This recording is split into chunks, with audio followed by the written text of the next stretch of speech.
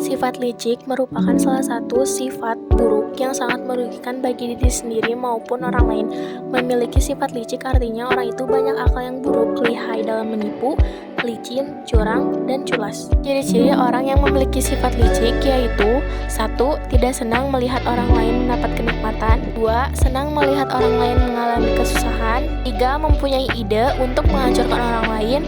4. Mencapai tujuan dengan jalan pintas. 5. Pandai dan ulung dalam menipu. Menurut bahasa, serakah sering disebut juga dengan tamak, yang artinya sikap yang tidak pernah merasa puas dengan hasil yang sudah didapatkan. Menurut istilah, tamak adalah cinta kepada dunia atau hubud dunia, yang berupa harta benda terlalu berlebihan tanpa memedulikan hukum haram yang menyebabkan adanya dosa besar. Ciri-ciri tamak: 1. Tidak mensyukuri nikmat Allah telah diberikan kepadanya. 2. Senantiasa tidak cukup padahal ia telah banyak mendapatkan nikmat. 3. Dia ingin mempunyai sesuatu yang dipunyai orang lain. Bahayanya tamak: orang yang tamak tidak pernah merasa cukup ataupun tidak mau bersyukur. Dan juga sifat tamak menyebabkan orang yang menghalalkan segala cara dalam meraih tujuannya. Dan bagaimana cara menurut tamak? Caranya adalah selalu bersyukur atas nikmat Allah bagaimanapun kondisinya, selalu menerapkan sifat ikhlas dan rendah diri dalam hidup sehari-hari, menerapkan sifat pemurah dan jujur dalam kehidupan sehari-hari. Menjauhi perilaku aniaya zolim. Zolim merupakan perilaku tercela yang harus dihindari setiap mukmin, karena sesungguhnya perbuatan zolim dapat merugikan pelakunya dalam kehidupan dunia ataupun akhirat. Cara menghindari perbuatan aniaya atau zolim. 1. Zolim sebagai kemungkaran adalah yaitu tindakan aniaya digolongkan sebagai perbuatan yang menyesatkan dan menyengsarakan. Karena itu orang-orang musyrik pun oleh Al-Quran dianggap melakukan kezoliman. Karena sesungguhnya segala perbuatan yang bertentangan dengan kebenaran akan membawa mazharat bagi diri pelakunya. 2. Kezaliman terhadap Allah. Syirik merupakan pandangan dan kepercayaan yang mengingkari bahwa Tuhan adalah Maha Esa dan Maha Kuasa. Nah, karena itu, syirik mempunyai makna menempatkan sesuatu tidak pada tempatnya dan berdampak merendahkan harkat dan martabat manusia. Padahalnya manusia adalah puncak dari ciptaan Tuhan. Yang ketiga, kezaliman terhadap diri sendiri. Sebagian besar manusia memiliki kebiasaan untuk melakukan perbuatan yang dikelompokkan sebagai dosa kecil, baik dengan sengaja ataupun tidak. Nah, sebagaimana ungkapan dari bahasa Arab, al-insan mahal ahota, wa al-nisyan, manusia adalah tempat alpa dan lupa. Nah, maksud dari itu yaitu tak ada satupun manusia luput dari kesalahan atau tak pernah berbuat dosa.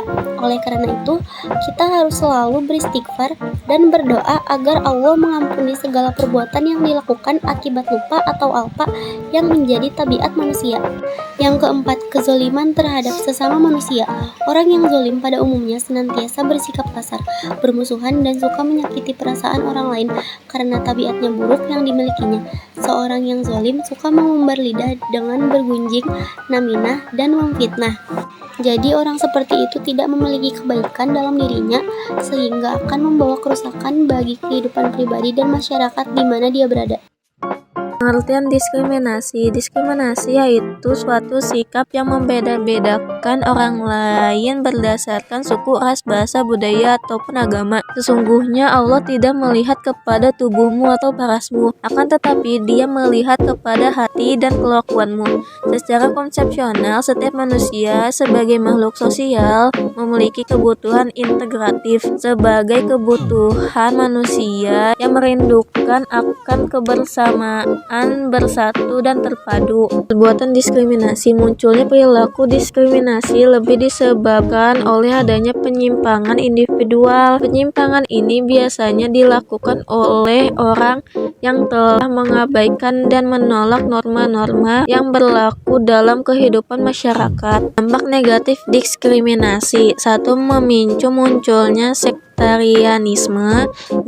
Memunculkan permusuhan antar kelompok. 3. Mengundang masalah sosial yang baru. Cara menghindari diskriminasi, sikap musyawarah atau persamaan cukup urgen dalam kehidupan modern. Sikap ini memiliki tujuan untuk menciptakan rasa kesejajaran, persamaan dan kebersamaan, serta penghargaan terhadap sesama manusia sebagai makhluk Tuhan. Hai manusia, sesungguhnya kami menciptakan kamu dari seorang laki-laki dan seorang perempuan, dan menjadikan kamu berbangsa-bangsa dan bersuku-suku supaya kamu saling kenal mengenal. Sesungguhnya orang yang paling mulia di antara kamu di sisi Allah ialah orang yang paling takwa di antara kamu. Sesungguhnya Allah Maha mengetahui lagi Maha mengenal. Surat Al-Hujurat ayat 13. Supaya persaudaraan yang dijalin dapat tegak dengan kokoh, maka diperlukan 4 tiang penyangga, yaitu 1. Ta'aruf, 2. Tafahum, 3. Ta'awum, 4. Takaful. Hikmah menghindari diskriminasi. Yang ke-1, mengutamakan orang lain. Yang kedua, tidak menjadi beban orang lain.